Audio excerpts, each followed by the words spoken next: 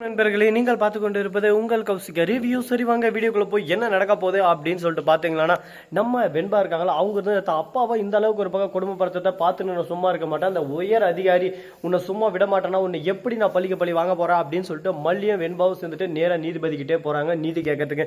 இதோ பாருங்க, என்னோட கணவர் தானே ஒப்புக்கொண்டு வந்து தான் அரெஸ்ட் ஆயிருக்காரு, ஒப்புக்கொள்ளாம இல்லை, அப்படி ஒத்துக்கொண்டவரை நீ இந்த கொலையை பண்ணல அப்படின்னு சொல்லிட்டு நீ இந்த இடத்துல சொல்லிட்டு நீ வேற யாரனா ஒருத்தர கை காட்டிட்டு போகணும், அதுவும் முக்கியமா மல்லி தான் இந்த கொலையை பண்ணா அப்படின்னு சொல்றத நீ கை காட்டியே ஆகணும் அப்படின்னு சொல்லிட்டு ஒரு பக்கம் தொந்தரவு பண்ணிருக்காங்க, ஒரு பக்கம் மன ரீதியாகவும் உடம்பு ரீதியாகவும் அவர் ரொம்பவே கஷ்டப்படுத்தின்னு இருக்காங்க. அவர் வலி தாங்க முடியாமல் தவிச்சுன்னு இருக்காரு. சாப்பிட்ற நேரத்தில் கூட சாப்பாட்டில் தண்ணி எடுத்து ஊற்றுறாங்க, நிம்மதியான ஒரு தூக்கம் இல்லை, தூங்க போனால் தண்ணி எடுத்து ஊற்றுறாங்க, அந்த அளவுக்கு கொடுமை பண்ணிருக்காங்க. இதெல்லாம் பார்த்து இந்த பெஞ்சு பனுசு எந்த அளவுக்கு தவிச்சிருக்கும் நீங்களே சொல்லுங்க பார்க்கலாம். தான் பெத்த அப்பா இந்த அளவுக்கு கஷ்டப்படுறத பார்த்து நீங்கள் தான் எப்படியாவது ஒன்று விஜயை காப்பாற்றணும் அப்படின்னு சொல்லிட்டு நீதிபதி கிட்ட வந்து கேட்குறாங்க. இந்த உலகத்தை தான் தன்னை தப்பை ஒத்துக்கிட்டு வந்து அரெஸ்டானாக்கா தப்பா மேடம்? இப்படி தாங்க ஒரு பக்கம் போயிட்டு இருக்க. உடனே இந்த மாதிரி இப்பெல்லாம் செஞ்சா யாரானா தான் பண்ண தப்பை கூட ஒத்துக்கிட்டு வருவாங்களா சொல்லுங்க பார்க்கலாம் அப்படின்னு சொல்லிட்டு கேட்க, விஜய் தப்பு பண்ணாரு பண்ணலாது ரெண்டாவது பார்த்த விஷயம். ஆனால் விஜயை அடிக்கிறதோ இந்த மாதிரி துன்புறுத்துறதுக்கு யாருக்கும் இங்கே ரைட்ஸ் இல்லை. எப்படி அவர் பண்ணலாம், யார் பண்ணுறது அப்படின்னு சொல்றது. தீபிகாவும் மறுபக்கம் அவர் கூட வேலை செய்கிற இன்ஸ்பெக்டரோ அப்படின்னு சொல்லிட்டு சொல்கிறாங்க, அந்த அதிகாரியை வர சொல்லுங்க அப்படின்னு சொல்லிட்டு அவருக்கு ஒரு பக்கம் கான்டாக்ட் பண்ணுறாங்க.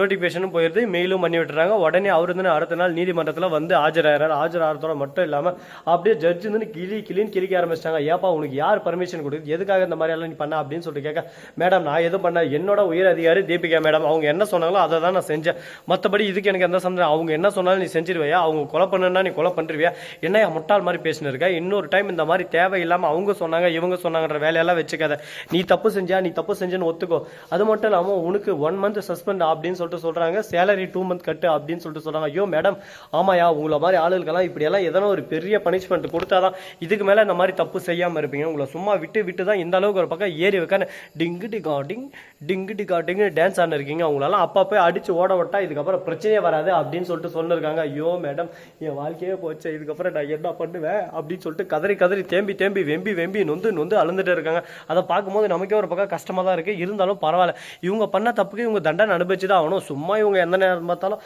இவங்க கிட்ட அதிகாரம் இருக்குதுன்னா இவங்க என்ன வேணாலும் பண்ணுவாங்க. அதிகாரம் இல்லாமல் நம்மள மாதிரி ஏழ்மையில் இருக்கிறவங்க கஷ்டப்பட்டுனே இருக்கணுமா? இல்லை, கஷ்டம் நஷ்டம் துக்கம் துயரம் எல்லாமே ஒரு பக்கம் அடிச்சு ஓரம் கட்டிட்டு இதுக்கு மேலே நம்ம ராஜேண்டா அப்படின்ற மாதிரி தான் ஒரு பக்கம் இருக்கணும். சரி, இதுக்கப்புறம் என்ன நடக்க போகுது அப்படின்னு சொல்லிட்டு பார்த்தீங்கன்னா, கரெக்டாக நம்ம அதாவது மல்லி இருக்காங்களா, அவங்க இருந்துன்னு எல்லாமே ஒரு பக்கம் கேட்டு இப்பயான நீதி கிடைக்கும் அப்படின்னு சொல்லிட்டு சந்தோஷத்தோட அங்கேருந்து கிளம்புறாங்க. விஜய்க்கு சொல்லிடுறாங்க, தீபிகா மேடத்துக்கு சொல்லிடுறாங்க. தீபிகா வந்து ஐயோ இந்த மல்லி தப்பிச்சிட்டாலே, இந்த விஜய் ஆனால் அந்த கொலையை பண்ணல மேடம், கண்டிப்பாக நான் சொல்கிறேன், அவரே வந்து ஆஜராயிருக்காரு, அவர் தான் கொலை பண்ண, தான் மனைவியை காப்பாற்றுறதுக்கோசம் அந்த மாதிரி பொய்யான ஒரு வாக்குமூலத்தை கொடுத்து வந்திருக்காரு அப்படின்னு சொல்லிட்டு சொல்ல, அது எப்படி தான் பண்ணாத ஒரு கொலையை தான் பண்ணன்னு சொல்லிட்டு ஏற்றுன்னு வர அளவுக்கு இந்த உலகத்தில் ஆளுங்களாம் நல்லவங்களா என்ன, அந்த அளவுக்கு இருக்காங்களா என்ன அப்படின்னு சொல்லிட்டு கேட்க, உடனே இருக்காங்க, இந்த மல்லியை மாதிரி ஆளுங்க சூழ்ச்சிமம் பண்ணி நிறைய பேரோட வாழ்க்கை இப்படிதான் சீரழிக்கிறாங்க அப்படின்னு சொல்லிட்டு சொன்னா, அதுக்கான ஆதாரத்தை நீ திரட்டப்பாரு. இந்த மாதிரி அடிக்கிறதோ மிரட்டுறதோ உருட்டுறதோ அவரை கஷ்டப்படுறதோ இந்த வேலையெல்லாம் நீ வச்சுக்காத, நீ ஆதாரத்தை திரட்டு, உன்னை எதுவுமே சொல்ல, நீ ஆதாரத்தை திரட்டி அந்த இடத்துல நீ கொடுத்தேன்னா போதும், மற்றபடி எல்லா ஆக்ஷன் நான் எடுத்துருவேன் அப்படின்னு சொல்லிட்டு தீபிகா சொல்ல. தீபிகா சரிங்க மேடம்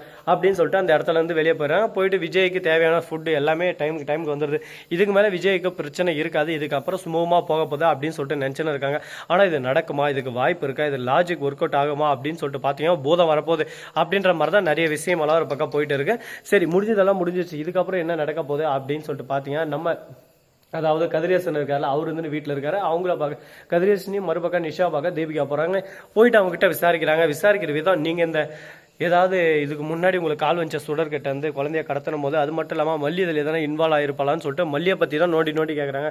அவங்களுக்கே புரிஞ்சிருது, மல்லி மேலே கார்னர் பண்ணுறான். ஆமாம் மேடம், மல்லி தான் அடிக்கடி போயின்னு தான், வெண்பாவை மீட்னு வந்ததும் மல்லி தான், எனக்கு என்னமோ மல்லி தான் ஏதோ செஞ்சிருக்காட்டம் இருக்கு, மல்லியை தவிர வேறு யாரும் அங்கே போல அப்படின்னு சொல்லிட்டு சொல்லியிருக்காங்க. ஓஹோ, அப்போ மல்லி தான் காரணம்னா அப்போ மல்லி தான் இதெல்லாத்தையும் செஞ்சிருக்கா, அப்போ மல்லியை அரெஸ்ட் பண்ணணும் அப்படின்னு சொல்லிட்டு நோக்கிறது. ஆனால் அதுக்கு இது ஸ்ட்ராங்கான ஒரு எவிடன்ஸ் இல்லை, எந்த ஒரு எவிடன்ஸும் இல்லாமல் நம்ம போய் அரெஸ்ட் பண்ண முடியாதுல்ல அப்படின்னு சொல்லிட்டு யோசிச்சுன்னு இருக்காங்க. ஆதாரம் ஒன்று கிடைச்சா போதுமே நம்ம வாழ்க்கையை ஒரு பக்கம் மாத்திருமே, அந்த ஆதாரத்துக்கு நம்ம எங்கே போக போகிறோம் என்ன பண்ண போகிறோம் அப்படின்னு சொல்லிட்டு தெரியலன்னு சொல்லிட்டு வேதனையில் குறுகி போயிட்டு தீபிகா நின்று இருக்காங்க. என்ன தீபிகா, ஒருத்தர் அழிக்கணும்னு சொல்லிட்டு முடிவு பண்ணி இறங்கிட்டேன், இதுக்கப்புறம் ஆதாரம் வேணும், அது வேணும், அவர்கொட்டை வேணும், இதெல்லாம் என்ன லாஜிக் சொல்ல பார்க்கலாம், அடிக்கணும்னு நினச்சி அடிச்சு ஆரம்பிச்சிடணும், அதுக்கப்புறம் யாருன்னெல்லாம் பார்க்கப்பட்டாது இறங்கி அட்டின்னு அடிச்சு ஓட விட்டுறணும். அதுக்கப்புறம் வாழ்க்கையில் ஒரு பக்கம் வாழ்வே பாயும் அந்த மாதிரி கதறி தேம்பி வெம்பி நொந்து அளந்தாலும் அதை பற்றி நம்ம கவலைப்படக்கூடாது.